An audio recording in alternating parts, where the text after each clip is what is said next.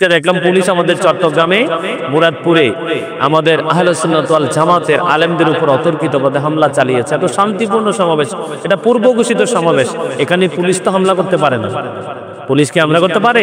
Police হামলা করতে পারে না এবং অ্যারেস্ট করেছে। এই হামলা এবং অ্যারেস্টের তীব্র প্রতিবাদ করছি এবং নিন্দা জানাচ্ছি, বিকটভাবে আমি নিন্দা জানাচ্ছি আমার হৃদয়ের গভীর থেকে, যে একজন আলেমকে এভাবে দিন দুপুরে পিটিয়ে পাশবিক নির্যাতন করে তাকে আওয়ামী লীগের টেক লাগিয়ে তাকে কি করা হয়েছে?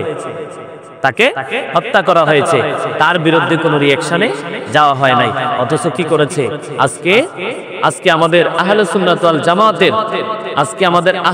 ওয়াল জামাতের অন্তর্ভুক্ত আলেম ওলামাদের উপরে কি করা হয়েছে? অতর্কিতভাবে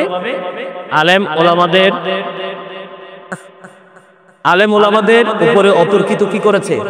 হামলা চালিয়েছে। এই হামলায় আসলে কি হবে? আমি কার কাছে অনুরোধ করব? আমার কাছে কি মনে হচ্ছে বর্তমানে? আমার কাছে মনে হয় আমাদের উপদেষ্টা যারা আছে তারাও তো নড়বড়ে অবস্থায় আছে। কি আছে? তাদেরই কিন্তু ফাউন্ডেশনটা কি না শক্ত না, তারাও কিন্তু একটা ভীতির মধ্যে আছে, যেটা আমিও তো দেশের নাও করি, কারণ আমি অবজারভেশন করি আমার দেশ নিয়ে, কারণ I love my country and countries people. আমি আমার দেশ এবং দেশের মানুষকে ভালোবাসি। আমরা ধর্মীয় চর্চার পাশাপাশি এখানে আমি ধর্মীয় চর্চা করলে যে আমি আমার দেশ নিয়ে বা দেশের মানে ভাবমূর্তি নিয়ে আমি কথা বলতে পারবো না, বিষয়টা কিন্তু এমনটি নয়। আমার কাছে কি মনে হয় যে আমার কাছে মনে হচ্ছে আমাদের যারা উপদেষ্টা মণ্ডলী রয়েছে, আমার কাছে মনে হয় তারাও ভীত সন্তুষ্ট হয়ে তারাই বসে আছে। আমার কাছে এমনটি মনে হচ্ছে। না হয় একটা ছেলের উপরে গতকালকে কি হলো? একটা ছেলের উপরে গতকালকে হামলা হলো। কি হলো? একটা ছেলের উপরে গতকালকে হামলা হলো, কিন্তু ওই ছেলের দোষী নির্দোষী দালাওভাবে সকালে খবর পেলাম 70 জনকে কি করা হলো? অ্যারেস্ট করা হলো। কিন্তু আমাদের এত বড় একজন যোগ্য দক্ষ একজন আলেমকে এভাবে নির্মমভাবে পিটিয়ে হত্যা করা হলো, কিন্তু তার বিরুদ্ধে তারকে যারা হত্যা করেছে আসামিকে কি করা হলো না? এখনো পর্যন্ত গ্রেফতার করা হলো না। তাহলে স্বরাষ্ট্র উপদেষ্টার কাজটা কি? তাহলে সেখানে কি তিনি বৈষম্য তৈরি করতেছে না? আমি কার কাছে আমি কারো কাছে অনুরোধ করব না, কারণ কার কাছে অনুরোধ করব? অনুরোধ কে রাখবে? অনুরোধ রাখার মতো কি আছে? আমি দেখছি এখানে তারা বসছে, এখন তারা বৈষম্য সৃষ্টি করার জন্য, তারা নির্দিষ্ট কিছু গোষ্ঠী তাদের স্বার্থ সুবিধা নেওয়ার জন্য, হাসিল করার জন্য। যদি তাদের এখানে সুবিধা নেওয়ার স্বার্থ হাসিল করার কোনো মানসিকতাই যদি না থাকতো, তাহলে একজন আলেমকে এভাবে নির্মমভাবে পানি দিছে পুলিশ, পানির বোতলটা হাতে নিয়ে চলে আসছে। আরে ভাই, 61 হিজরিতে কারবালা হয়েছে। আমি পুরনো কথা মনে করিয়ে দিতে চাই, আমরা কিন্তু এই যে আমার ভাই শহীদ রহিমউদ্দিনকে হত্যা করা হয়েছে, তাকে মধ্যযুগীয় কায়দায় পাশবিক নির্যাতন চালিয়ে তাকে হত্যা করা হয়েছে। 61 হিজরিতে কি ঘটনা ঘটেছে আমরা প্র্যাকটিক্যালি দেখতে পাই নাই। আমি গত আরো অনেকবার এই বক্তব্যতে বলেছি, আমি যখনই কারবালার ইতিহাস পড়েছি তখনই আমি কেঁদেছি। আমার মনের অজান্তেই দেখছি কিতাবের মধ্যে আমার চোখের পানি পড়ছে। কারবালার ইতিহাসে তো নির্মম ছিল, কিন্তু সেদিন তো উপদেষ্টা ছিল কে? ইয়াজিদ বাহিনীর উপদেষ্টা ছিল কি? একজন ইহুদি যার নাম ছিল শারজুন বিন মানসুর রুমি। তার কাজ ছিল দিনের বেলা বানর নাচানো, রাতের বেলা মদের আসর বসানো, অসৎ নারীদেরকে নিয়ে নাচানাচি, গান বাদ্যযন্ত্র করা, এটা ছিল। সেই একজন বিধর্মী উপদেষ্টা। আমি আপনাদেরকে আমার দর্শকদের উদ্দেশ্যে আমি একটা কথা বলতে চাই, আপনারা এটা একবারে মানে কি বলবো, একবারে চিরস্থায়ী ভাবে ব্রেনে সেটআপ দিয়ে রাখবেন। কোন বেঈমান কাফেরের সাথে সম্পর্ক হবে আপনার ফর্মালিটি মেনটেন করার মতো।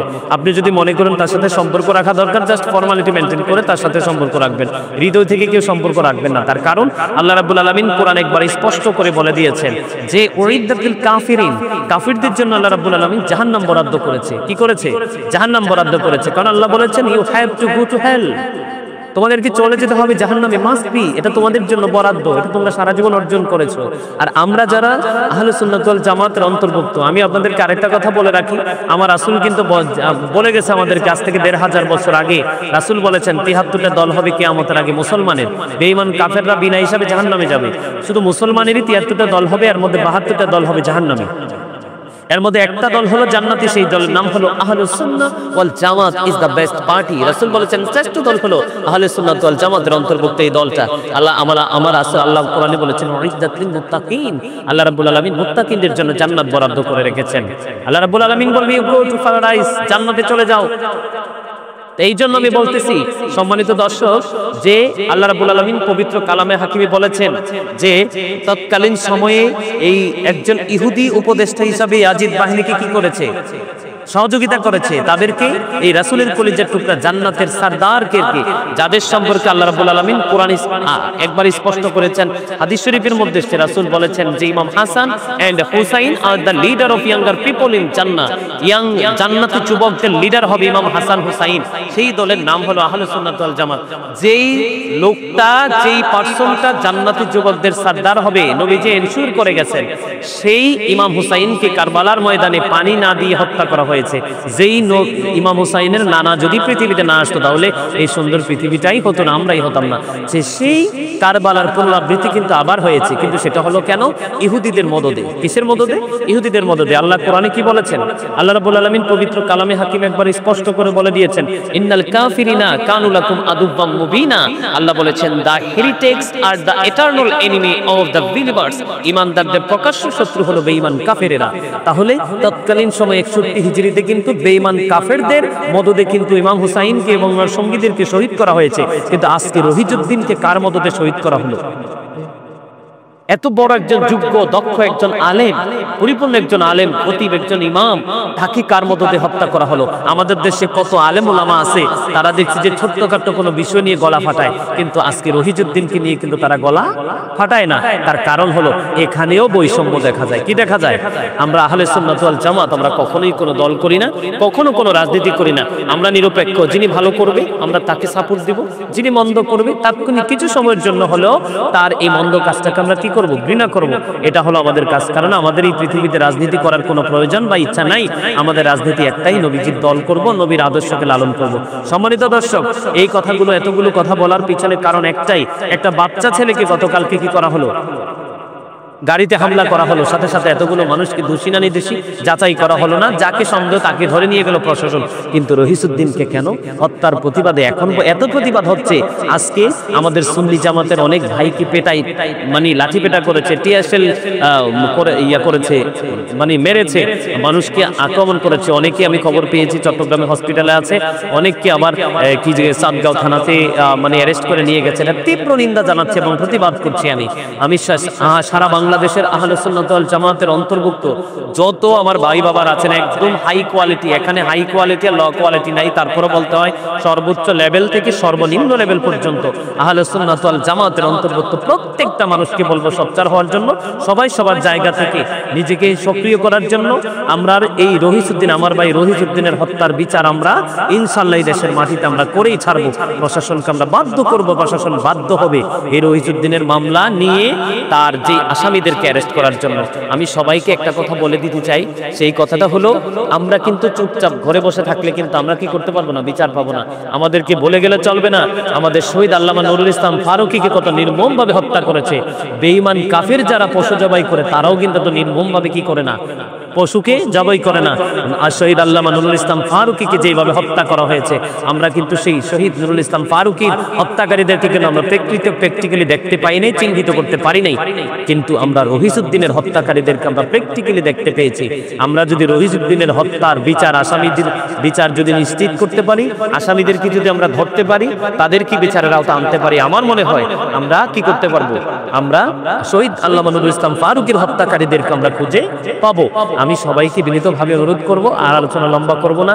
আমরা আমাদের যার যতটুকু আছে, আমরা যে যেখান থেকে পারবো আমরা আমাদের কি করব? আমরা আমাদের জায়গা থেকে প্রতিবাদ করে তুলব, আন্দোলন করব। বিচার যতক্ষণ না হবে ততক্ষণ আমরা মাঠে থাকবো। আমি সারা বাংলাদেশের আহলে সুন্নাত ওয়াল জামাতের অন্তর্ভুক্ত প্রত্যেকটা ভাই বাবাকে বলতে চাই, আমাদের বাংলাদেশে প্রায় 12,000-এর উপরে আল্লাহর ওলিদের দরবার আছে। কত হাজার? যেমন কুমিল্লা দিয়ে যদি শাহপুর দরবার শরীফ মাঠে নামে, কুমিল্লার একটা রাস্তাও কিন্তু থাকবে না, সবগুলো রাস্তা কিন্তু অচল হয়ে যাবে। আমাদের এইরকম অসংখ্য দরবার আছে। কি আছে? আমি আবার গতকালকে দেখতে পেলাম টিভিতে, অনেকগুলো টিভিতে দেখতে পাইছি, আসলে এটা কতটুকু সত্য না মিথ্যা জানি না। আমি আহলে সুন্নাত ওয়াল জামাতের অন্তর্ভুক্ত প্রত্যেকটা ভাই বাবাকে আমি বলবো, আপনারা সবাই সবার জায়গায় সচেতন হন। ঘরে বসে থাকার সুযোগ নাই। আমাদেরকে নিয়ে যথেষ্ট বৈষম্য হচ্ছে, আমাদেরকে বিভিন্নভাবে বিভিন্ন দলের টেক লাগানো হচ্ছে। আবার গতকালকে দেখতে পাইলাম আমাদের সুফি মিজান সাহেবের নামে নাকি মামলা হয়েছে। আমাদের সুফি মিজান সাহেবের মতো কি মানুষ হয়? তো এই যে কর্মগুলো, এগুলো করলে কি হবে? সারা বাংলাদেশের প্রত্যেকটা দরবারগুলো খেপে উঠবে, প্রত্যেকটা দরবারের ভক্ত মুরিদানগুলো খেপে উঠবে, দেশে আরেকটা বিপ্লব হবে, আরো মানুষের ক্ষয়ক্ষতি হবে, মানুষের জানমালের ক্ষতি হবে। এই ক্ষতি আমরা চাই না, আরেকটা বিপ্লব আমরা চাই না। আমরা দেশের মধ্যে কোনো আন্দোলন, কোনো অবরোধ, কোনো ধরনের কোনো কর্মসূচি আমরা দিতে চাই না। আমি সবাইকে, আমরা আহলে সুন্নাত ওয়াল জামাতের অন্তর্ভুক্ত সকল ঘরানার মানুষকে, সকল শ্রেণীর মানুষকে ঐক্যবদ্ধ হয়ে আমরা যেন আমার ভাই রইসুদ্দিনের বিচার নিশ্চিত করতে পারি এবং তার ফ্যামিলিটার উপরে যেন আল্লাহ খাস রহমত বর্ষণ করে আমরা সারা বাংলাদেশের, সারা পৃথিবীর আহলে সুন্নাত ওয়াল জামাতের অন্তর্ভুক্ত যত মানুষ আছে আমরা যেন তাদের পাশে দাঁড়াতে পারি। আল্লাহ যেন আমাদের সবাইকে সে তৌফিক দান করে। এই প্রত্যাশা ব্যক্ত করে আজকের মতো এখানেই আমি আলোচনা শেষ করছি। আবারও সময় করে আমি আবার বক্তব্য নিয়ে আসবো। সবাই ভালো থাকবেন, সুস্থ থাকবেন, এটাই প্রত্যাশা করছি।